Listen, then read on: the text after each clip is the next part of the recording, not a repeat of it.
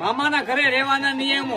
બધા ભાણિયાઓએ મામાના ઘરે ફોન કરીને પૂછીને આવવું. દરેક ભાણિયાઓને નમ્ર વિનંતી છે કે પોતાના ઘરેથી એક એક ગેસનો બાટલો લેતા આવે. મામાનું ખીચું ખાલી છે એટલે કોઈ ભાણિયાઓએ ખોટા ખર્ચા કરાવવા નહીં. હવે મામાના ઘરે મામી આવી ગયા છે એટલે મામા સાથે કોઈ ભાણિયાને સુવા મળશે નહીં. બધા ભાણિયાઓમાંથી નાના ભાણિયાને વધારે માન આપવામાં આવશે. બપોરે 2 વાગ્યાથી 4 વાગ્યા સુધી મામીને સુવાનો ટાઈમ છે એટલે કોઈ મામીને ડિસ્ટર્બ કરવા નહીં. દરેક વ્યક્તિની જેમ આ વખતે પણ બધા જ ભાણિયાઓને એક એક કપડાની જોડી લઈ દેવામાં આવશે. વધારે કઈ લેવું હોય તો પોતાના મમ્મીના પર્સમાંથી પૈસા લઈ લેવા. કોઈ ભાણિયાએ મામાના ઘરમાં ખોટો કકડાટ કરવો નથી અથવા તો મામીને હેરાન કરવા નથી. જો આવું થશે તો ઘરની બહાર કાઢી મૂકવામાં આવશે. આ વખતે ઓછા મજૂર મળ્યા છે એટલે મામાના ખેતરમાં 5-5 કલાક બધા ભાણિયાઓએ કામ કરવું પડશે. વેકેશન ભલે ગમે તેટલા દિવસનું હોય પણ ભાણિયાઓએ 5 દિવસ જ રોકાવાનું છે. બહુ વધારે રોકાવ તો તમે સારા ન લાગો. વાહ મામા વાહ.